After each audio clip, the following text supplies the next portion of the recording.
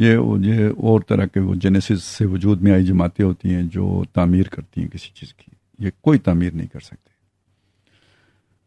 ان کا ایک رول ہوتا ہے دوسروں کو صحیح راہ پہ ڈالنے کا. اصل میں یہ جو اس طرح کی ڈسٹرکٹیو فورسز ہوتی ہیں نا، یہ سبق سکھانے کے کام آتی ہیں سوسائٹی کو. وہ جو ڈیٹریکٹ سوسائٹی ہوتی ہے تو اس طرح کی ایکسٹریم لیول کی جو آتی ہے نا، تو وہ پھر اعتدال کی طرف دھکا دیتی ہیں. خود ان کا اس سے زیادہ کوئی رول نہیں ہوتا. صحیح. ٹھیک ہے. تو مجھے ان سے کوئی توقع نہیں ہے. بہت سی جماعتیں دیکھ رہی ہیں کہ یہ بڑا پوٹینشیل ہے، بہت کام آئے گا. کوئی کام نہیں آنا اس پوٹینشیل میں.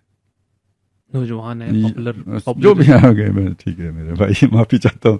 یہ جو جس طرح اس سے یہ تعمیر ہو گئی ہے نا، یہ اب اس معاشرے کو پرجنگ کی ضرورت ہے، اور یہ ایجوکیشن سے ہونے والا کام نہیں ہے. ٹھیک ہے نا. وہ بہت شروع میں لوگ کہتے تھے یار یوتھیے کو بات سمجھانے کا ایک ہی طریقہ 2 تھپڑ. تو اب اسٹیٹ کا تھپڑ چاہیے. لیکن اسٹیٹ میں تو کون سا ادارہ ہے؟ سچ تو یہ ہے کہ ہاں، جو اوپر سے جس نے چھلڑی چڑھائی ہوئی ہے اس کے بھی اندر تو دیوتا تو وہی ہے نا، اور اس کے اپنے اندر نہیں بھی ہے تو اس کے آس پاس تو دیوتا وہی ہے نا. تو اپنے گھر بھی جا کے تو مخالفت کی بات تو نہیں کر سکتا. زیادہ سے زیادہ کہے گا بھائی کیا کریں، ہم نے تو آرڈر ماننا ہے، چیف صاحب کی مرضی یہی ہے تو ہم مجبور نوکری کریں گے نہ کریں.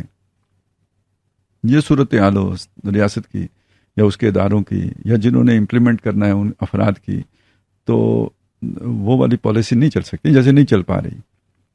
لیکن میرا یہ خیال ہے کہ کسی بھی معاشرے کو، یعنی جیسے یہ ہم نے دیکھا نا کہ ایک پروجیکٹ تھا، ایجوکیشن ہوئی، آپ نے اس کے لیے کنڈیشننگ کا الفاظ استعمال کیے. ہم اسے ماس ایجوکیشن بھی کہہ سکتے ہیں. کہہ سکتے ہیں. ٹھیک ہے. تو کوئی اللہ تعالیٰ بھی تو ایجوکیٹ کرنے کے کوئی طریقے اختیار کرتا ہے نا. ان میں سے ایک یہ مصیبتیں آتی ہیں، پریشانیاں آتی ہیں، اس طرح کے حادثات ہوتے ہیں، تو بندہ سوچتا ہے، ری تھنک کرتا ہے، ری وزٹ کرتا ہے اپنی ساری پالیسی کو. یار کیا غلطی تھی جس کے نتیجے میں یہ ہوا، کہاں خرابی تھی جس کے نتیجے میں یہ ہو گیا. تو یہ ایک طرح کی برین اسٹارمنگ کے کام آتی ہے. بس یہ والا رول ہوتا ہے ان کا. اس سے زیادہ ان کا بھی کوئی اور کام نہیں ہے. یہ معاشرے میں کوئی تعمیر نہیں کر سکتے. لیکن یہ نہیں سمجھیں کہ یہ جتنی ووٹ ہیں اتنے ہی لوگ ایسے ہیں. وہ بہت تھوڑے ہیں. جب ان کا وہ ہو جائے گا، باقی لوگ تو ہمارا جو جتنا تھوڑا بہت ایک مزاج ہے، ایک آواز جدھر چل رہی ہوتی ہے ادھر لوگ چل پڑتے ہیں. پھر بنی اسرائیل میں بھی بچڑا جو بچہ پوجا تھا، لیکن بہت سے لوگ وہ تھے جو توبہ کر گئے. توبہ وہ کر لیے تھے موسیٰ علیہ السلام کے آنے سے پہلے جنہوں نے کر لیا، سوچ کے. وہ ابھی کر چکے ہوئے، جنہوں نے کرنی تھی وہ کر لی تھے. باقی اصل میں اب یہاں بھی تو جہانگیر ترین صاحب توبہ کر گئے نا، مطلب اون چودھری صاحب توبہ کر گئے. وہ ضمیر فروش تھے سر. لیکن آپ نے جو بات کیا، سوری سر، وہ جو آپ نے بات کی ہے نا کہ یہ جو کچھ یوٹیوبرز ہیں اور اس طرح کے جو انفلوئنسرز ہیں، ان کا مسئلہ یہ ہے کہ بھائی وہ جس پائپ لائن میں چلے گئے اسے نکل نہیں سکتے. آپ نے یو ٹرن لے لیا ہے تو ہم نہیں لے سکتے. مطلب یہ وہ لیں کیسے؟ مطلب ایک آدمی کی فرض کریں، پہلی بات یہ سوچیں کہ وہ ٹویٹ کر کے فارغ نہیں ہوتا، تو مڑ کے دیکھتا ہے تو وہ 10,000 کو کراس کر چکے ہوتے ہیں اس کے لائکس. ٹھیک ہے. صرف اسی نشے کو تو وہ جو ہے نا وہ اسے ادھر سے یو ٹرن نہیں لینے دے گا اسے.